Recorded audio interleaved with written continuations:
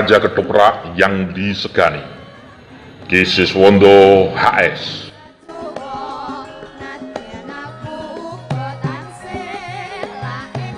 Kesenian yang amat terkenal di era 1960 sampai 1990 di Pulau Jawa adalah ketoprak Siswo Budoyo. Kesenian yang berpusat di Tulungagung ini didirikan dan dipimpin oleh Ki Siswondo Harjoswito.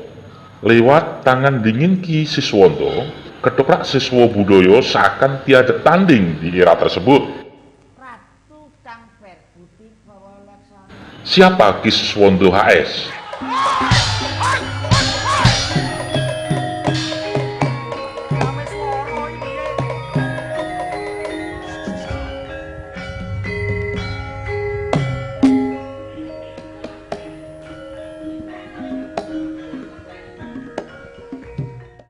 Harjoswito tengah berbahagia pada 14 Januari 1928. Istrinya Seringatin melahirkan anak pertama.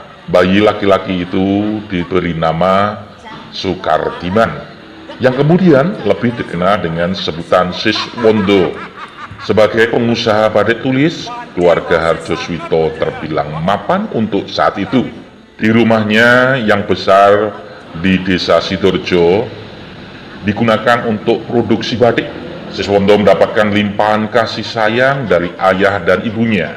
Waktu kecilnya digunakan belajar ilmu agama, pelajaran umum hingga berkesenian. Darah seni mengalir di tubuh Siswondo dari buyutnya yang bergelar Eyang Jogoniti atau peniti gamelan Keraton Mataram, Yogyakarta di Ketandan. Siswondo kecil kerap memainkan anak gamelan. Dia pun menguasai alat musik tradisional itu. Setelah agak besar, Siswondo bersekolah. Dia masuk di taman siswa di Beji Tulungagung. Tak kesulitan berarti baginya untuk menamatkan di sekolah yang dicetuskan oleh Ki Hajar Dewantoro itu. Kemudian melanjutkan ke Taman Madya, juga masih di Desa Beji.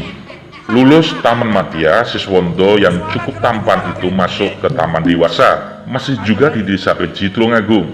Marwan yang mengasah jiwa berkesenian Siswondo. Pemain ketoprak itu mengajarkan banyak hal kepada Siswondo. Ingin menggapai ilmu lebih tinggi, setelah lulus Taman Dewasa, Siswondo menempuh studi di STERA alias Sekolah Teknik Elektro dan Radio yang berada di Kota Pahlawan, Surabaya. Namun sayang, dia tidak tamat. Itu karena jurusan teknik bukanlah bidangnya. Siswondo beralih ke kursus mantri atau perawat kesehatan di Semarang. Datangnya Belanda yang ingin menjajah Indonesia lagi membuyarkan impian Siswondo sebagai mantri kesehatan. Pada tahun 1949, Belanda melakukan serangan ke Bumi Pertiwi untuk yang kedua kalinya, atau disebut agresi kedua. Siswondo mengetahui betapa buruknya dijajah Belanda, ikut mengangkat senjata bersama pejuang muda lainnya yang tergabung dalam Korps Tentara Geni Pelajar atau TGP. Melalui perjuangan yang tak kenal lelah, akhirnya tentara penjajah berhasil diusir dari Bumi Pertiwi. Mengembara mencari ilmu. Suatu malam di tahun 1951, Siswondo menyaksikan pementasan ketoprak Sri Wanito di Semarang. Jiwa seninya berontak, ia ingin berkesenian lagi, seperti masa kecil. Siang harinya, Siswondo menemui pimpinan ketoprak Sri Wanito yang ternyata seorang keturunan alias Cina. Tak terduga, Siswondo langsung diterima. Lebih istimewa lagi, dia langsung didapuk memerankan Haryo Penangsang. Pementasan berlangsung sukses. Siswondo memerankan Pangeran Hari Penangsang dengan baik, sangat menghayati sehingga penonton puas. Teman maupun pimpinan ketoprak terkesima dengan akting pemuda dari Tulungagung ini. Siswondo pun menjadi aktor di ketoprak Sri Wanito. Hari-hari Siswondo diliwati dengan bermain ketoprak. Tak puas bermain di satu grup, Siswondo bergabung ke ketoprak yang lain, yaitu S3 Marem pimpinan Sastro Ribut dari Yogyakarta. Itu terjadi pada tahun 1952 sampai 1953. Kemudian di tahun 1954, Siswondo beralih ke ketoprak yang dipimpin oleh Kasiban di Bojonegoro. Hanya setahun bersama ketoprak yang dipimpin Kasiban itu. Pada tahun 1955, Siswondo beralih ke ketoprak yang dipimpin Parto Plenting yang ada di Babat Tuban. Terlalu asik main ketoprak, Siswondo melupakan studi, juga seakan lupa dengan keluarganya yang ada di Tulungagung. Harjo Suwito dan Seringatin pun resah karena anaknya tak kunjung pulang. Kedua orang tua itu berupaya mencari anak sulungnya, mulai dari Semarang, Malang, Jember, dan kota-kota lainnya. Namun ibarat mencari jarum di tumpukan jerami, Siswondo tak kunjung ditemukan. Setengah putus asa, Harjo Suwito dan Seringatin pulang ke rumah. Petualangan Siswondo terus berlangsung. Dia tak lagi menjadi aktor, namun menjadi sutradara. Seluruh ilmu yang didapatkannya dicurahkan untuk pemintasan ketoprak. Witing Tresno, Jalaran Kulino. Itulah peribahasa Jawa yang menimpa Siswondo dengan Rumani, salah satu pemain ketoprak alias temannya sendiri. Kemudian pada tahun 1955, Siswondo pulang ke rumah. Terang, kedatangannya disambut gembira oleh Harjo Suwito dan Seringatin. Tak lama berselang, Siswondo menikah dengan Rumani. Menyandang status sebagai suami, Siswondo tak mungkin menggelayutkan terus kepada kedua orang tuanya. Dia pun bekerja di Koperasi Batik Tulungagung atau BTA. Namun kegelisahan untuk berkesenian terus bergelora di dada Siswondo. Bersama istri dan beberapa temannya, mereka manggung di Desa Kiping, Kecamatan Gondang, Tulungagung. Awalnya ada dua pentas, yakni wayang orang yang digelar setiap malam Selasa dan malam Jumat. Selain itu juga digelar pentas ketoprak. Seiring perkembangan, ketoprak lebih diminati penonton. Karenanya pada tanggal 19 Juni tahun 1958 didirikan ketoprak Siswo Budoyo. Awalnya tak sedikit yang mencibir upaya Siswondo bersama istrinya. Bahkan ketidaksukaan itu diungkapkan beberapa saudaranya. Maklum, ketoprak dianggap sebagai kesenian abangan. Namun Siswondo jalan terus. Nama saya Bambang Wijanarko. Saya adalah putra dari Bapak Siswondo Harjo Suwito, pendiri ketoprak Siswo Budoyo. Saya adalah putra nomor 2 dari Ibu Endang Wijayanti. Jadi Pak Siswondo itu mempunyai 2 orang istri. Yang pertama adalah Ibu Rumani dan berputra 1, yaitu Ibu Endang Baryanti. Yang kedua dengan Ibu Endang Wijayanti, itu berputra 3. Nomor 1 Mbak Wiji Handayani, nomor 2 saya Bambang Wijanarko, nomor 3 adalah Retno Wahyuni.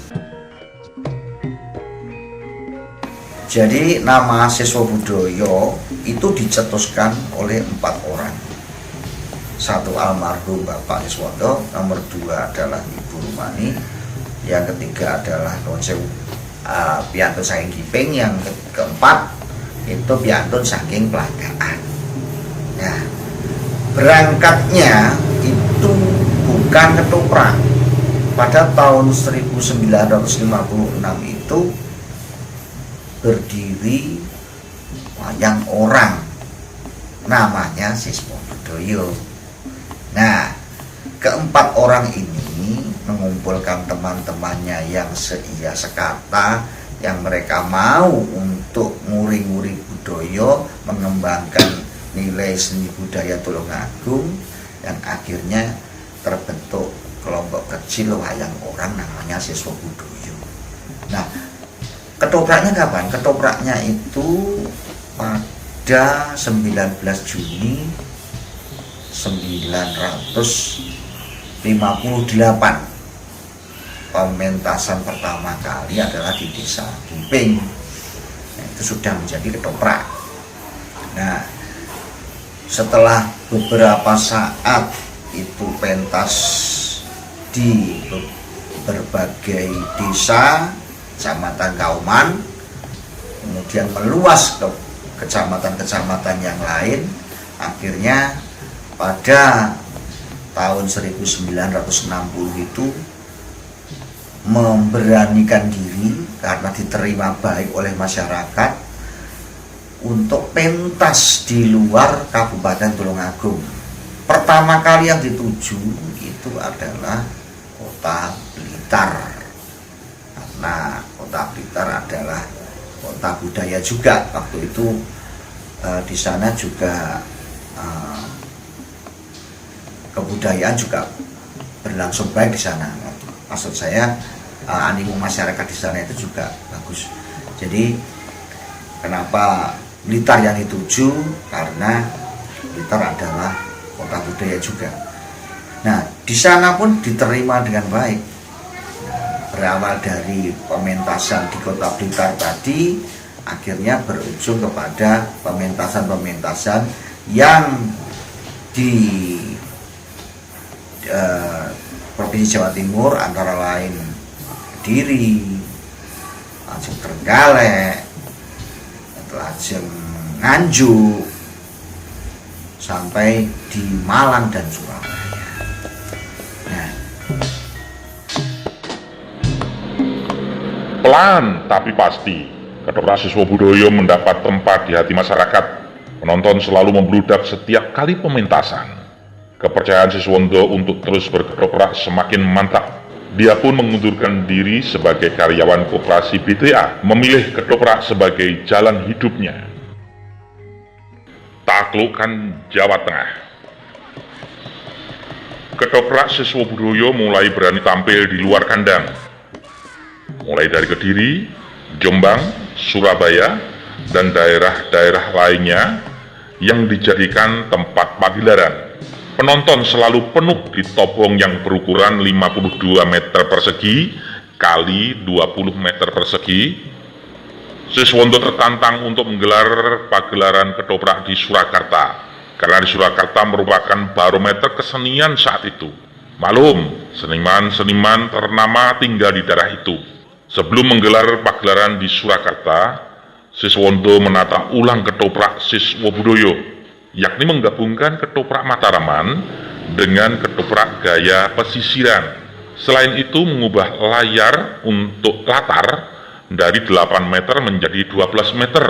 Tak lupa, beberapa inovasi lainnya juga dilakukan oleh Siswondo, seperti pemain yang bisa terbang atau menghilang, juga mengubah busana pemain yang tak selalu monoton ala Jawa.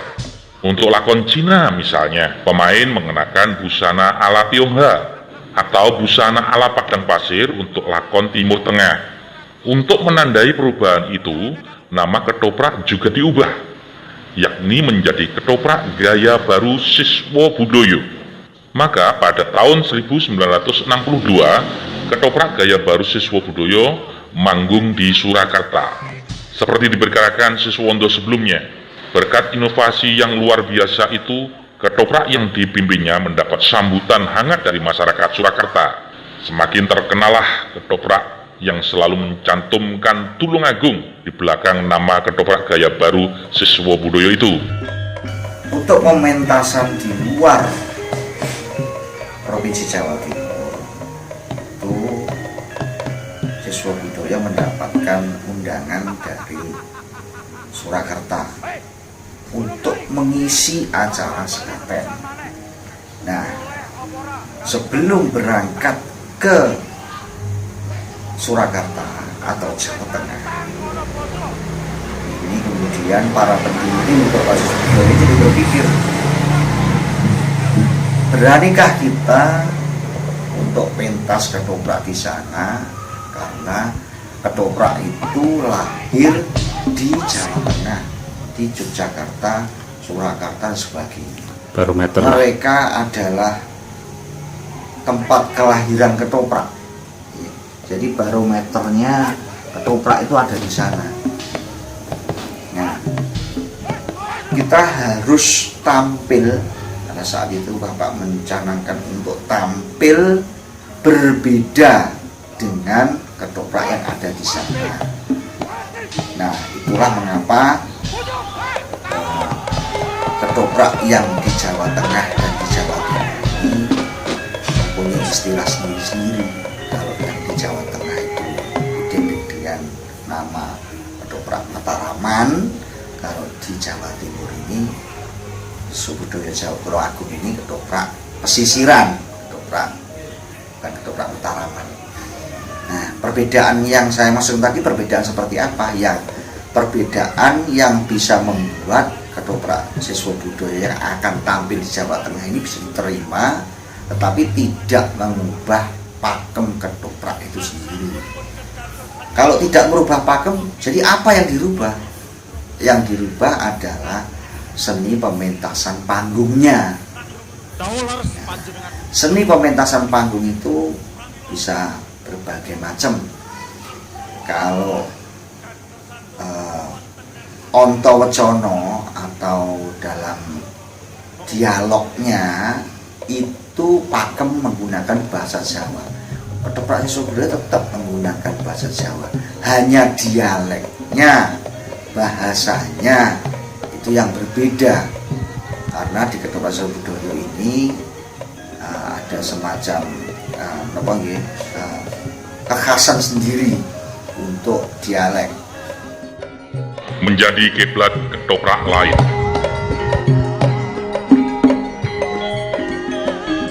Ketoprak gaya baru siswa budaya menjadi kiblat ketoprak-ketoprak lain. Nyaris semua grup ketoprak memakai embel-embel budaya untuk nama kelompok mereka. Kata panggung, gaya busana juga dicontek oleh grup itu. Siswa budaya baru yang kian terkenal. Tawaran manggung keluar pulau, bahkan keluar negeri seringkali datang, namun ditolak oleh Siswondo. Salah satu alasannya, susah untuk mengusung 215 orang kru, plus peralatan yang mencapai 12 truk. Ketoprak gaya baru siswa budaya semakin ngetop, seiring sering tampil di layar kaca di awal tahun 1980-an. Stasiun TVRI Surabaya sering menampilkan ketoprak asal Tulungagung itu. Terakhir, pada tahun 1993, menampilkan lakon Ampak-Ampak Singgilopuro. Bahkan ada kuis untuk penonton televisi dengan hadiah utama 1 unit mobil. Jadi sejak tawaran itu main di televisi, itu siswa budaya seperti merajai ketoprak-ketoprak yang ada di Nusantara ini. TVRI TVRI Surabaya, bukan TVRI Jakarta ya. TVRI Surabaya. Tahun berapa? Karena sekitar tahun 1974 sampai dengan ini Surabaya ya. Jadi karena itu kontrak, jadinya kontrak untuk main setiap bulan. 1 bulan harus mengisi acara di TVRI. Hubungan yang dibangun Siswondo dengan anak buahnya layaknya hubungan anak dan bapak, memimpin dengan tangan dingin. Istilahnya cilien jiwit gedene nyetot, tak pernah dilakukan oleh Siswondo.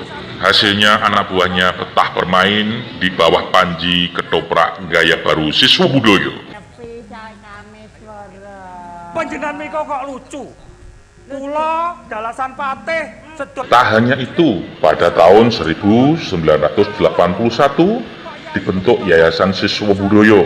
Yayasan ini mengurus anggotanya yang saat itu berkisar 215 pemain. Itu belum termasuk istri dan anaknya, sehingga berkisar 600 jiwa. Karena selalu ikut orang tuanya berpindah-pindah, mereka kesulitan menyekolahkan anaknya. Nah, disinilah peran Yayasan Siswa Budaya, yakni dengan mendirikan Taman Kanak-Kanak atau TK pada tahun 1975. Guru TK didatangkan ke lokasi Tobong untuk mendidik bocah yang anak buah siswa budaya. Bagi yang sudah berusia SD, maka dipulangkan ke rumah kakek atau neneknya masing-masing. Mereka disekolahkan hingga SMA atas beasiswa dari Yayasan Siswa Budaya. Kepedulian Siswondo dalam berkesenian Jawa sangat besar. Pada tahun 1991, Siswondo mendirikan Sekolah Menengah Kesenian Indonesia atau SMKI di Tulungagung yang numpang di SD Negeri 1 Beji. Harapannya dari SMKI yang berada di bawah Yayasan Siswobudoyo itu bakal lahir generasi-generasi muda yang mampu meneruskan warisan seni budaya tradisional Jawa, khususnya ketoprak. Sayang, lulusan pertama yang berjumlah 20 orang anak tak bisa direkrut ke ketoprak gaya baru Siswobudoyo untuk menggantikan para pemain yang sudah berumur. Itu karena tipisnya jiwa berkesenian tradisional. Sekolah ini terpaksa ditutup karena kekurangan murid. Itu terjadi pada tahun 1995.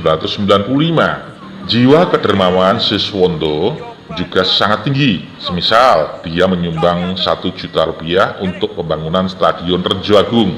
Karena banyaknya permintaan manggung di beberapa daerah, maka pada tahun 1985 ketoprak gaya baru Siswobudoyo dipecah menjadi 2. Istilahnya ketoprak gaya baru Siswobudoyo Unit 1 yang langsung dipimpin oleh Ki Siswondo HS, Unit 1 beranggotakan 120 pemain, dan ketoprak gaya baru Siswobudoyo Unit 2 yang dipimpin Sunardi HS atau adik bungsu Ki Siswondo dengan anggota 80 pemain. Pada saat itu ketoprak gaya baru Siswobudoyo Unit 1 tampil di alun-alun Yogyakarta, sedangkan untuk Unit 2 di pabrik rokok Gudang Garam Kediri. Tak heran jika setiap pertunjukan selalu dipenuhi penonton. Dari sekitar 800 tempat duduk selalu penuh, malah yang berdiri pun sangat banyak. Tak jarang tiket masuk habis seminggu sebelum pertunjukan digelar. Pada tahun 1967, Siswondo menikah untuk yang kedua kalinya, yakni dengan Indang Wijayanti. Pernikahan dengan putri pimpinan ketoprak S3 Marem itu digelar di Surabaya.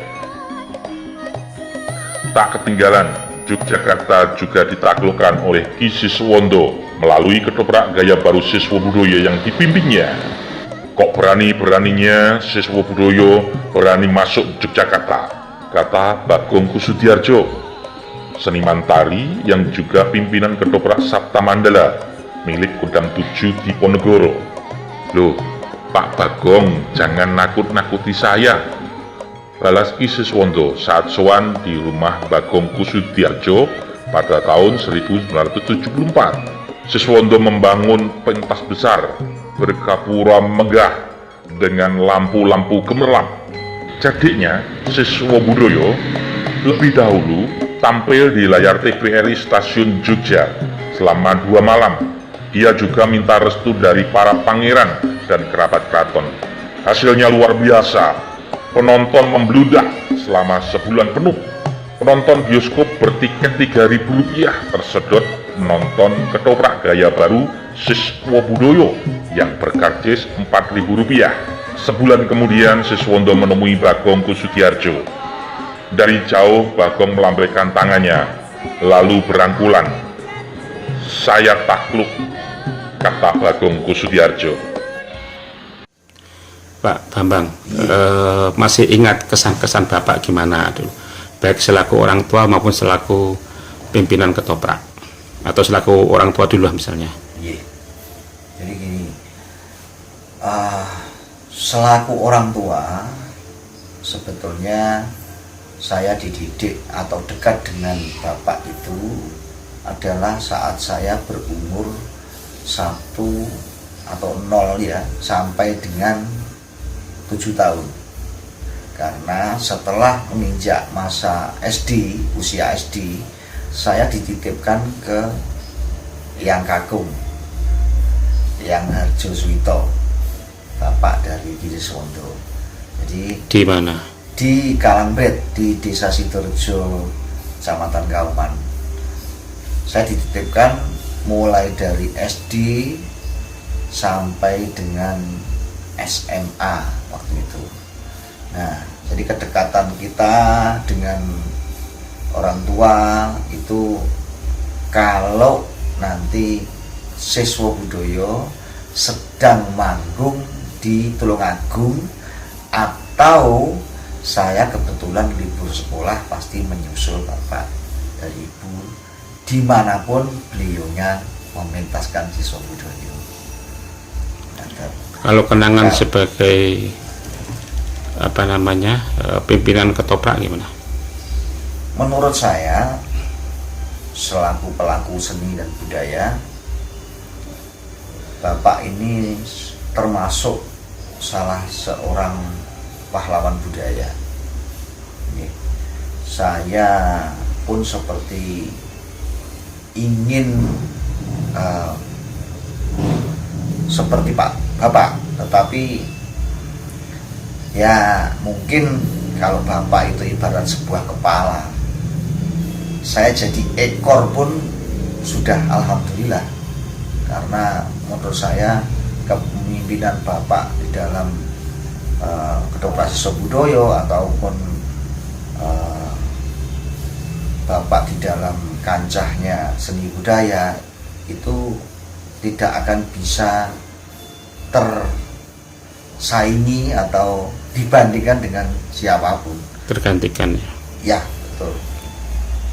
Karena kenapa tidak bisa tergantikan, tidak bisa tersaingi atau dibandingkan dengan siapapun?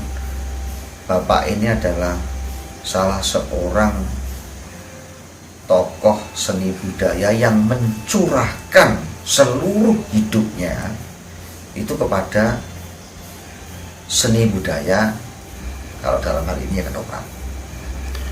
Itu bisa kita buktikan pada saat setelah manggung, pada saat di malam hari atau di pagi hari, orang-orang Nuwun Sewu, Sare, orang-orang beraktivitas di pagi hari dan siang hari dan sore hari, Bapak ini lebih cenderung bagaimana membuat seni budaya ketoprak ini lebih berkembang dengan misalnya membuat naskah, membuat terobosan-terobosan baru yang dalam hal ini adalah menampung animo masyarakat agar siswa budaya ini tetap diminati, digandrungi, dan ujung-ujungnya adalah kesejahteraan anggota siswa budaya. Hidup mati demi ketoprak. Saya ingin hidup dan mati di bawah kelir ketoprak, ucap Siswondo di suatu saat. Kalimat itu menandakan betapa dia sangat mencintai kesenian tradisional rakyat itu dan keinginannya terpenuhi. Di sebuah sore di awal 17 Februari 1997, serangan darah tinggi menimpa Ki Siswondo. Saat itu juga dia dilarikan ke Rumah Sakit Pare Kediri untuk mendapatkan pertolongan medis. Tolong ketoprak Siswa Budaya terus dijaga kelangsungannya. Jangan seumur jagung. Jika jagung sudah diambil dari pohonnya, maka pohonnya juga akan mati. Pesan Ki Siswondo kepada Nyonya Endang Wijayanti, istrinya. Selain itu, Siswondo juga ingin menunaikan ibadah haji ke Tanah Suci. Namun Tuhan Yang Maha Kuasa berkehendak lain. Pukul 9 malam, Siswondo menghadap kepada Sang Khalik. Pada saat itu, Ketoprak Gaya Baru Siswa Budaya sedang mengadakan pertunjukan di Ponorogo. Kabar meninggalnya Ki Siswondo HS sampai ke anak buahnya sekitar pukul 10 malam. Tangis pun pecah. Pemain tidak bisa meneruskan pertunjukannya karena dibalut duka yang mendalam. Setelah berunding sejenak, memberitahukan kepada para penonton jika pertunjukan tidak bisa diteruskan karena pimpinan ketoprak meninggal dunia. Tak lupa permintaan maaf dari seluruh pemain disampaikan kepada penonton. Apa yang terjadi? Nyaris semua penonton tak keberatan jika pertunjukan dihentikan di tengah jalan. Bahkan mereka minta agar diperbolehkan ke Tulungagung malam itu juga untuk memberi penghormatan terakhir kepada sang maestro ketoprak yang barusan pulang ke rahmatullah. Sampai sekarang saya masih tanda tanya karena check up laboratorium laboratorium dan sebagainya itu hanya jantungnya bapak aja yang bermasalah. Kalau yang lain normal. Meninggal tahun Meninggal tahun 1997. 97 dimakamkan dimakamkan di Desa Kalambret, Kecamatan Kauman. Ribuan pelayat mengantar jenazah Ki Suswondo Harjo Suwito ke pemakaman umum Desa Kalambret, Kecamatan Kauman, Tulungagung. Jenazah pahlawan kesenian itu dimakamkan di samping kubur kedua orang tuanya.